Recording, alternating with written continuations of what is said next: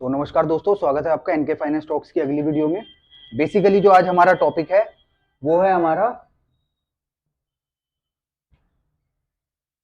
Programme, कह लो programme of loans या segment of loans. मतलब ये प्रोग्राम या सेगमेंट आप चाहे पीएल के ले लो, पर्सनल लोन के, या फिर बीएल के ले लो, बिजनेस लोन के, या फिर आप होम लोन के ले लो। मतलब कि ये प्रोग्राम वट एवर पीएल में भी है, वट एवर बिजनेस लोन में भी है, या वट एवर आपका पर्सनल लोन में भी है। तीनों लोन्स के अंदर ये प्रोग्राम्स होते हैं। अब वो मैं आपको प्रोग्राम्स बता देता हूँ, या आप इसको प्रोग्राम्स कह लो या सेगमेंट कह लो, कुछ भी। तो इसमें बेसिकली तीन है जो प्रोग्राम है। पहला प्रोग्राम है जिसको कहते हैं हम फ्रेश। दूसरा प्रोग्राम है वो है टॉपअप। तीसरा प्रोग्राम है balance transfer, PALANCE, balance transfer, जिसको हम शॉर्ट फॉर्म में BTB कहते हैं। अब बेसिकली ये प्रोग्राम आपको फ्रेश पीएल में भी मिल जाएगा, पर्सनल लोन में भी, बीएल में भी मिल जाएगा और एचएल में भी मिल जाएगा। मतलब कि ये जो प्रोग्राम है ये आपका बीएल, पीएल और एचएल दोनों में है। तो मैं बता देता हूँ बेसिकली फ्रेश, टॉपअप और बीटी होता क्या है।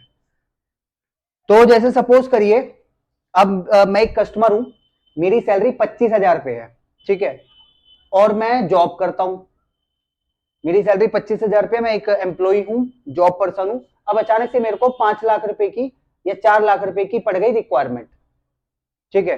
तो अब मैं बैंक के पास गया, मैंने उनको बोला कि भैया, मैं जैसे एचडीएफसी के पास गया या एचडीएफसी के पास गया, मैंने उनको बोला कि सर मेरी सैलरी 25,000 रुपए है और मेरे को 5 लाख रुपए का लोन चाहिए। उन्होंने क्या करा, मेरे कुछ डॉक्यूमेंट्स लिए, ठीक है, और मेरी कोई घर की वेरिफिकेशन हुई या ऑफिस की वेरिफिकेशन हुई, तो उन्होंने मेरे को 5 लाख रुपए उधार दे दिए, ठीक है।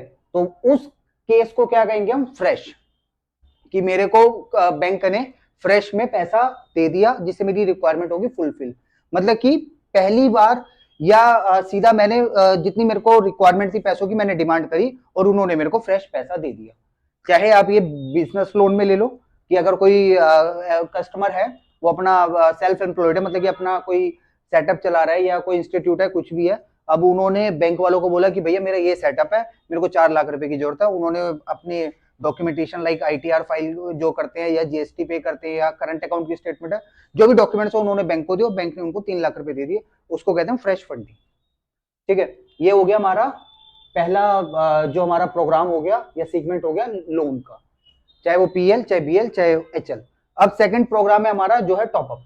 अब टॉपअप क्या होता है, बेसिकली टॉपअप होता है, अगर सपोज करो इस प्रोग्राम में क्या था कि हमने एकदम बैंक वालों को बोला कि भैया हमें फ्रेश पैसा चाहिए, मेरा कुछ चल रहा था या नहीं चल रहा था वो एक अलग है, मेरे को 2 लाख रुपए की जरूरत है, मेरे को फ्रेश बैंक ने पैसा दे दिया। अब इस प्रोग्राम में क्या करना है, इस कंडीशन में है कि अब सपोज करो मेरा HDFC से कोई लोन चल रहा है 5 लाख का 5 साल के लिए, ठीक है।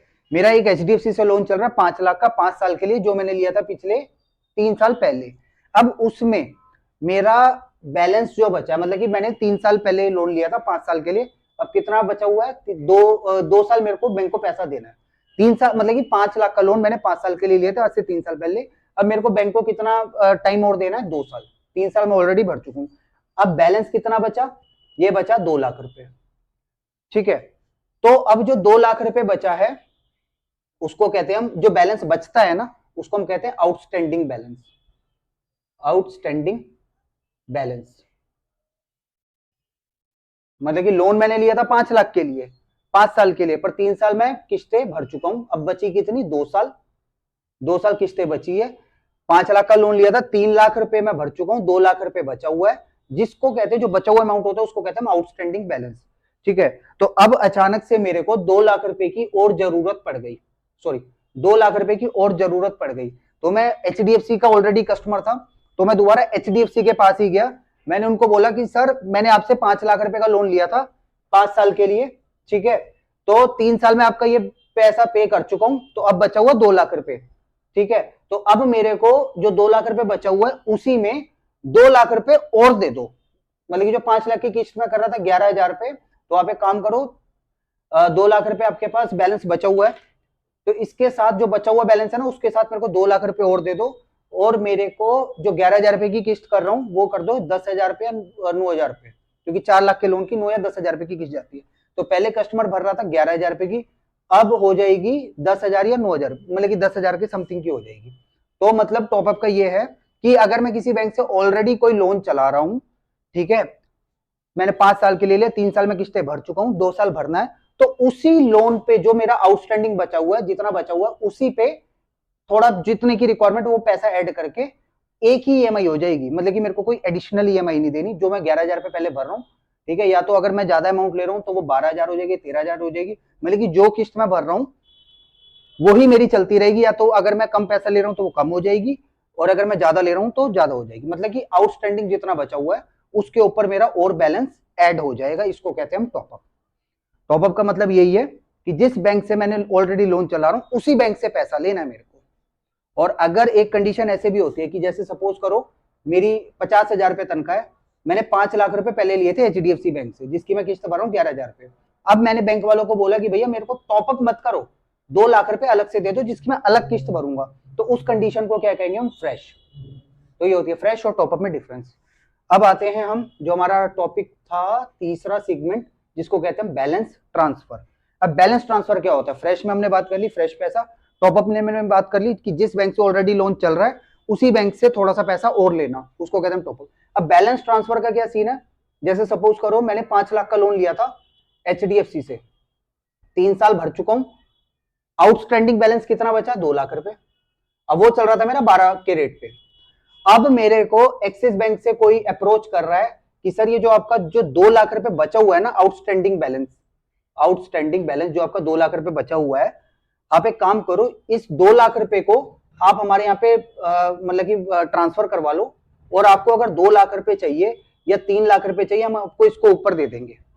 मतलब कि 2 लाख रुपए तो आपका बचा हुआ है जो आपने एचडीएफसी को पे करना है, अगर इसके ऊपर आपको अमाउंट चाहिए, 2 लाख चाहिए, 3 लाख चाहिए, तो हम 2 लाख रुपए तो हम यहाँ पे एक्सिस में आपका ट्रांसफर कर देंगे, इसके ऊपर 3 लाख रुपए और दे देंगे, मतलब हम आपको 5 लाख रुपए दे देंगे। तो मैं पूछूंगा भैया इसमें मेरा क्या फायदा है? तो एक्सिस बैंक बोलेगा कि आप वहां पे अगर 12 का ब्याज दर दे रहे थे सालाना, तो हम आपको 11 का दे देंगे, या हम आपको 10.5 का दे देंगे, या हम आपको 11.5 का दे देंगे, या हम आपको 11.25 का दे देंगे। मतलब कि जो आपका जो पहले से आपका रेट ऑफ इंटरेस्ट ब्याज दर चल रहा था, हम उससे आपको कम करके दे देंगे, या उसमें कुछ एक्स्ट्रा बेनिफिट्स दे देंगे, जैसे पार्ट पेमेंट का दे देंगे कि आप 4 बार कर सकते हो, 1 साल में कर सकते हो, पहली ईएमआई के बाद कर सकते हो, या हम आपको फोरक्लोजर नील दे देंगे। मतलब कि कुछ जो आप पहले से जो लोन चला रहे हो उससे हम आपको एडिशनल बेनिफिट्स दे देंगे। तो बैलेंस ट्रांसफर उसको कहते हैं कि अगर आपका एक्सिस बैंक से कोई लोन चल रहा है, ठीक है, 5 लाख का 5 साल के लिए, और 2 लाख रुपए उसमें आउटस्टैंडिंग बैलेंस बचा है, तो 2 लाख यहां पे शिफ्ट हो जाएगा, एचडीएफसी के पास शिफ्ट हो जाएगा।